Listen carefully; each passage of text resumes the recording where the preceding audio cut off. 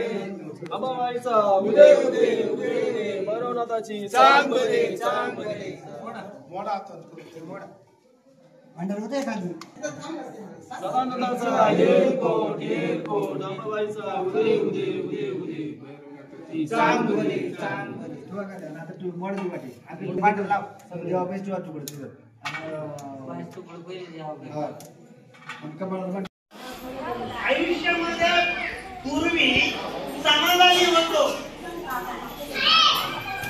पण सुखी नव्हतो पूर्वी समाधानी लोक होते पण सुखी नव्हती आता लोक सुखी आहेत पण समाधानी बर का पण समाधानी नाही झाली का नाही झाली मोठे मोठाले आजार साखर चहा प्यायचा का ऊस लावले साखर डायबिटीज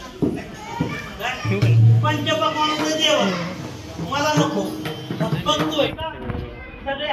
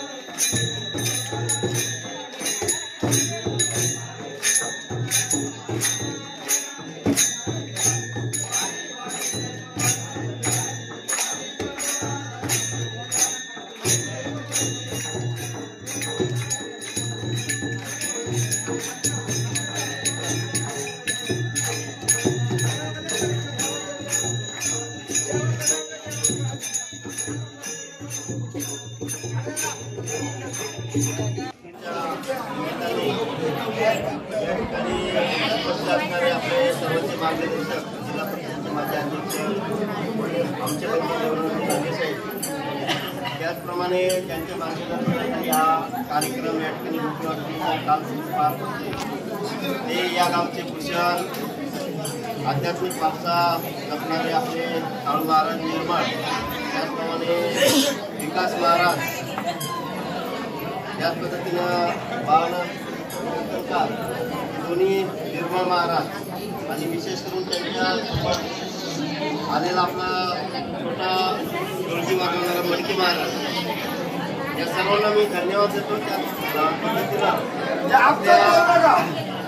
गावातले जे काही आध्यात्मिक वारसा चालवणारे जे भक्ती मंडळ आहे, आपले गुरुबाबा असतील, बाळ महाराज असतील, इतर सर्वच जी मंडळी आहेत आध्यात्मिक, त्यांनाही धन्यवाद देतो की आता आपण अलीकडे पाहतो ग्रामीण भागामध्ये जो काही हा आध्यात्मिक वारसा आहे किंवा भजनी वगैरे या प्रकारचे आहेत.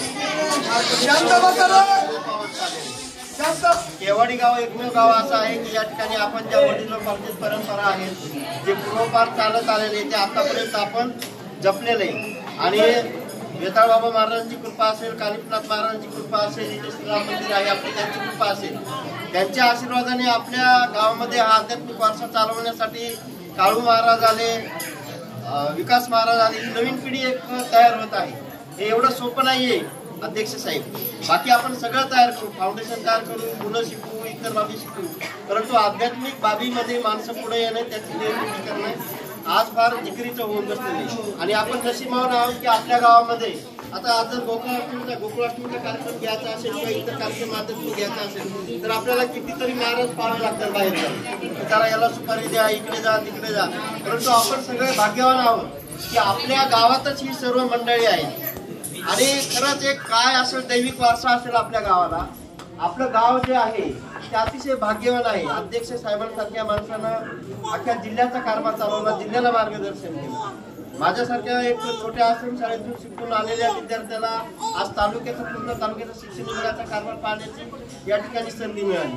आध्यात्मिक क्षेत्रामध्ये देखील काळू महाराज, विकास महाराज, नंतर त्यांची पुढची पिढी सातत्याने येत आहे. हे काहीतरी आपली पूर्वजन्मीचे आई वडिलांनी वडील जे कोणी असतील त्या लोकांनी केलेली ही पुण्याई आहे. त्यामुळे आज हे सगळं आपल्या केवाडी गावामध्ये घडते. आताच अध्यक्ष साहेबांनी सांगितलं, अमोलने सांगितलं की आपल्या गावामध्ये या ठिकाणी दवाखाना होते. इतर गावामध्ये दवाखाने आहेत का? आहेत ते छोट्या मोठ्या PHC असतील, परंतु केवाडी सारखा दवाखाना तुम्हाला पश्चिम घाटामध्ये कुठेही दिसणार नाही. ही सगळी प्रयत्न अमोल असेल, अध्यक्ष साहेब असतील, तुम्ही सर्वांचं सहकार्य असेल, यामुळे या सर्व गोष्टी घडत आहेत. आज ना उद्या जेव्हा आपल्या गावामध्ये कोणी पेशंट होईल किंवा कोणी आजारी पडेल तर त्याला पाडळीला जावं लागणार नाही किंवा जुन्नरला जावं लागणार नाही. ही सगळी सुविधा आपल्या गावामध्ये आहे. अध्यक्ष साहेबांनी माझ्यावर मोठी जबाबदारी दिली की आपली शाळा चांगली आहे, या ठिकाणी चांगले शिक्षक आले पाहिजे. यापूर्वीचे दोन्ही शिक्षक चांगले होते, आता ऑनलाईन शिक्षण भरतीची प्रक्रिया चालू असते किंवा बदल्याची प्रक्रिया चालू असते. परंतु आपलं नशीब चांगले की एक थोरात मॅडम म्हणून ऑनलाईन आपल्याकडे आलेले ते पण होईल. आणि अजून एक शिक्षक आपल्याला या ठिकाणी चालेल. आणि कोणी शिक्षक असू द्या, केवाडी गावामध्ये आलं तर त्यांना माहिती आहे की इथं अध्यक्ष आहेत, इथे आता या गावचे गट शिक्षण अधिकारी आहेत. त्यामुळे कोणी जरी शिक्षक आला तरी चांगल्या पद्धतीने तिथं काम करणार नाही, गावामध्ये कोणत्या प्रकारची सुट्टी भेटणार नाही आणि आपण सगळ्या गोष्टी पुरवतो ना गावामध्ये. तर असं आज या ठिकाणी आपण सगळे सहभागी झालेले, सगळे नातेवाईक पाहुणे मंडळी आलेले. आपल्या गावाला मोठी परंपरा या पूर्व काळात देखील म्हणजे माझ्या ऐकण्यात आहे, पाहण्यात आहे, दूरदूरचे पेशंट आपल्या कानिफनाथ मंदिरामध्ये यायचे किंवा अजूनही आपल्या वेताळ बाबाकडे बाहेर गावचे कितीतरी जिल्ह्यांमधून लोक या ठिकाणी येत आहेत. त्यामुळे हे सगळं आपण जपलं पाहिजे. आपला सांस्कृतिक वारसा, शैक्षणिक वारसा, सामाजिक वारसा जो आहे तो आपण सगळ्यांनी जपला पाहिजे. निश्चितपणे पुढील काळामध्ये अध्यक्ष साहेबांचं, आमच्यासारख्या सर्वांचं आपल्या सर्वांना मार्गदर्शन असेल किंवा हे सगळं पुढे आपण नेण्याचा प्रयत्न करू. या निमित्ताने आमचे अनेक पाहुणे मंडळी या ठिकाणी जसे आमचे मोरे दाजी असतील, मोठे पाहुणे आहेत किंवा इतर सर्वच नातेवाईक मंडळी आपली सगळे आहेत. जरी आपल्याला आज दुःखाचं सावट आपल्यावर असलं की आपल्या गावामध्ये अतिशय एक ज्येष्ठ माता आहे की आपल्याला सर्वांना सोडून घेत त्याचं निश्चित आहे. परंतु अशा परिस्थितीमध्ये एक धार्मिक कार्यक्रम आहे, देवाचा कार्यक्रम आहे, तो आपण अतिशय साध्या पद्धतीने या ठिकाणी साजरा केलेला आहे. या निमित्ताने आपल्या सर्वांना शुभेच्छा देतो. धन्यवाद.